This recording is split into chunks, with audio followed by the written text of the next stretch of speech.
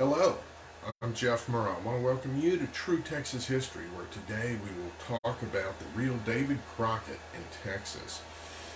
For it was on this day, February the 8th, 1836, that David Crockett arrived at the Alamo. Now, the real David Crockett, there's definitely a difference between him and I guess you would call the legendary or the mythical David Crockett.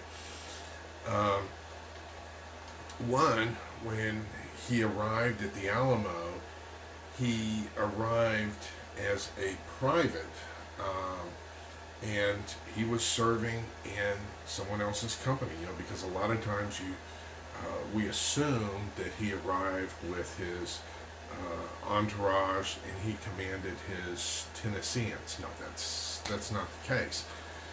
Now, on his way to Texas, David Crockett went ahead and swore an oath of allegiance to Texas, which included being willing to serve a stint in the Texas Army for 6 months. Now, when it came for him to sign an oath of allegiance, the way that the oath was worded is that he would support the government of Texas. He refused to sign that initially because he did not want the government to be a despotic one, and he was not going to support a despotic government.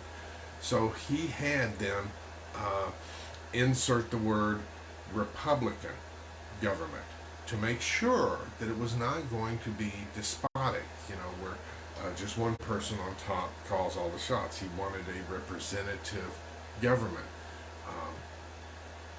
And also, David Crockett was very suspicious of Sam Houston, and he had his reasons for being leery because Sam Houston was known as a Jackson man. He was very supportive of Andrew Jackson, and David Crockett, from having some political dealings with President Jackson, had reason to be leery. We're often presented with this image that all these men and women who were involved with the founding of Texas were all buddy-buddy with each other. No, that was not the case. And some of them were very suspicious. In fact,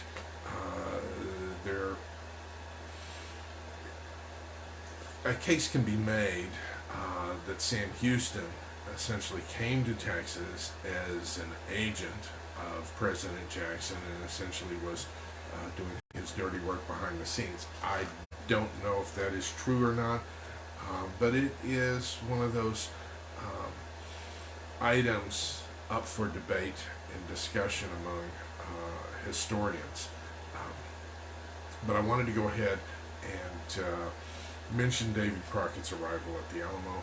He did arrive with some of his friends, and when he arrived at the Alamo, he arrived as a private, serving in someone else's company. He also arrived as someone who was fighting for the Republic of Texas. He was not fighting for Old Glory. He was not fighting for the United States. He was fighting for the Republic of Texas.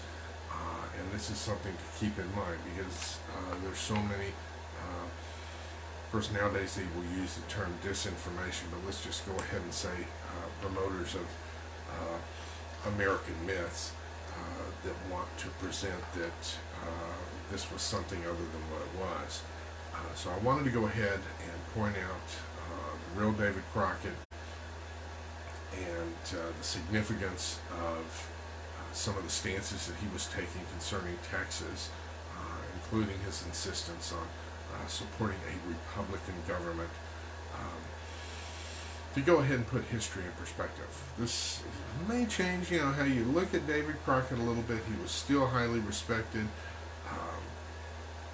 and he thought the world of Texas and had high hopes for it. Was not disappointing. So until next time, This is Jeff Murrah wishing you vaya con Dios, my friends. Goodbye.